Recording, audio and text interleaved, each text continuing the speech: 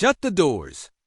Lakers Nation, we've got a problem on the board, and the clock just started running faster. The move that was supposed to push LA from dangerous to terrifying just hit a red light, and it's not the kind you coast through.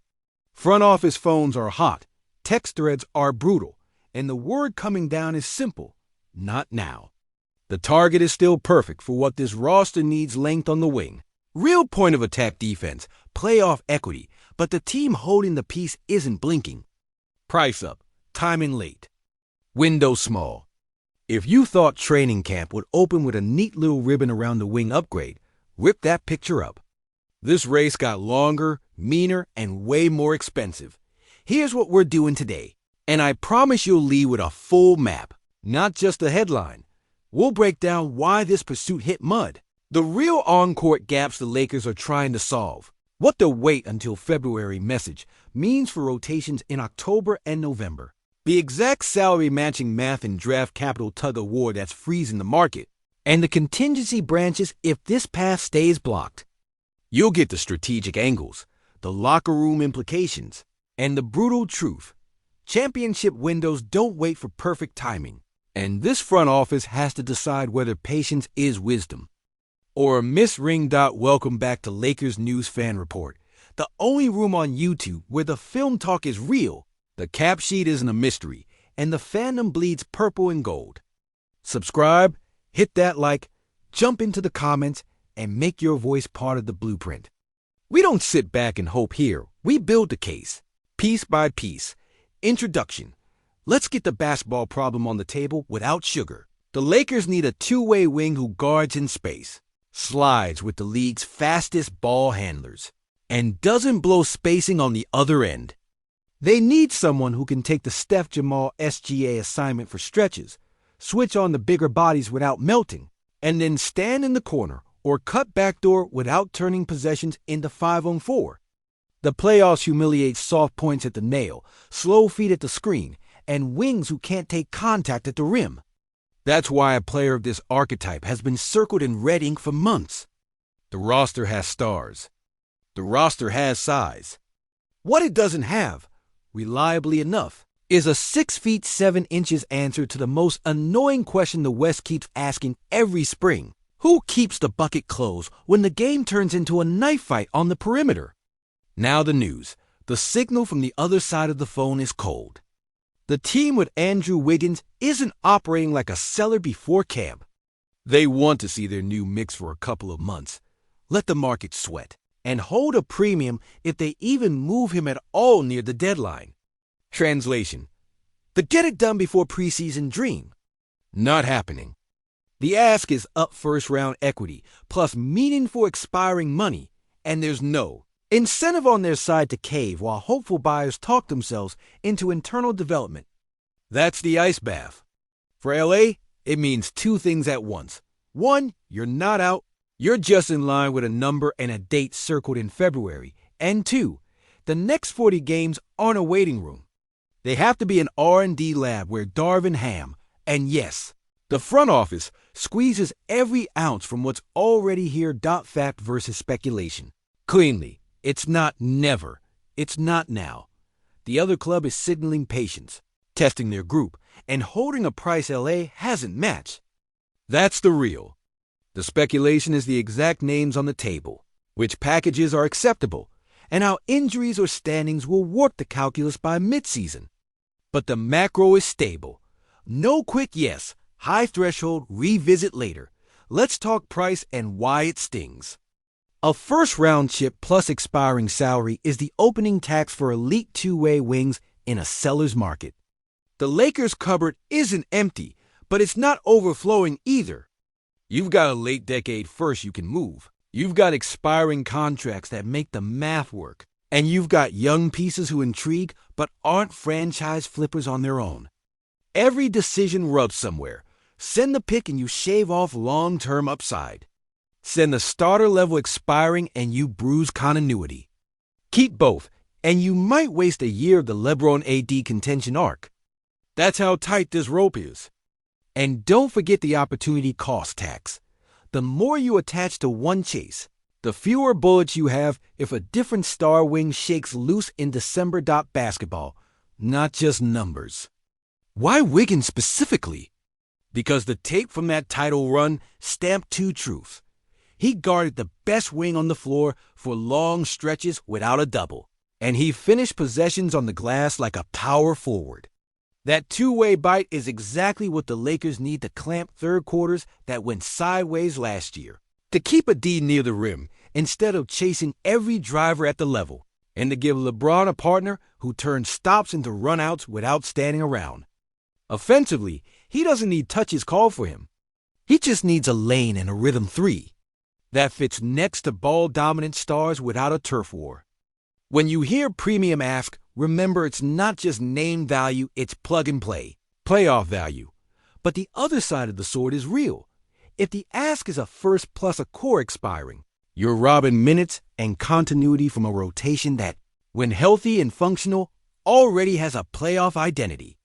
That's why the front office isn't playing chicken, it's playing chess.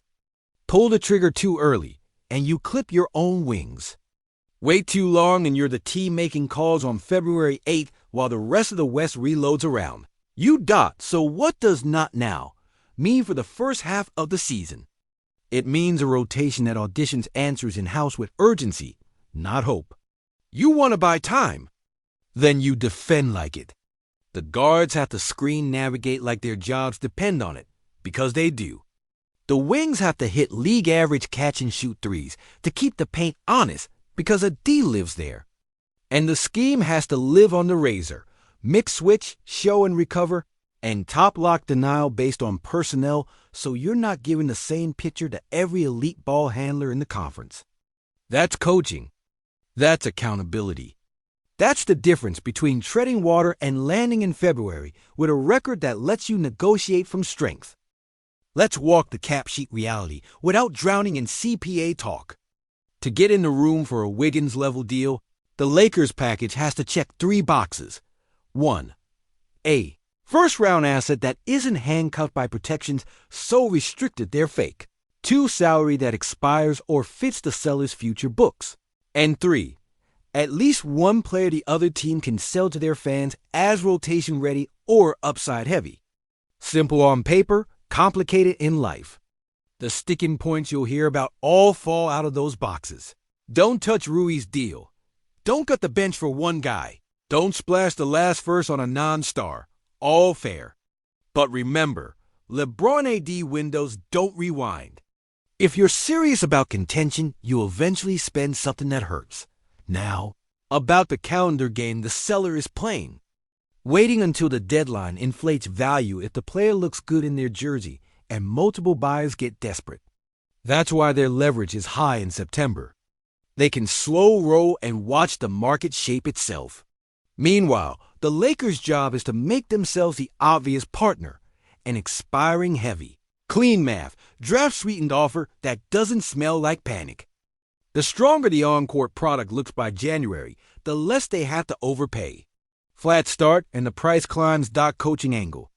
If camp opens without the wing prize, Darvin Ham's spring project becomes a fall job. Protect the nail, protect the rim, and protect the minutes of your stars with smarter load.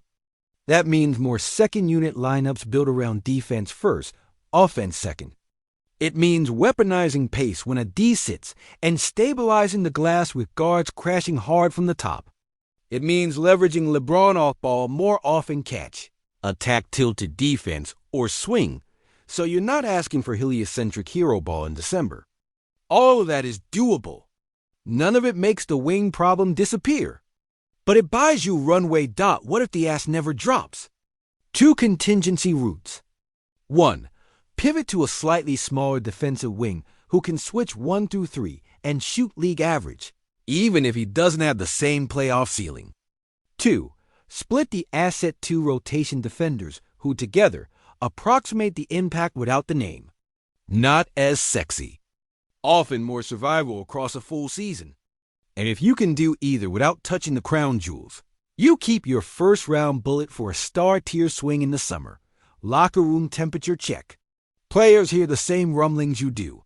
The best way to keep a room aligned during public trade noise is brutally simple. Control what wins in October.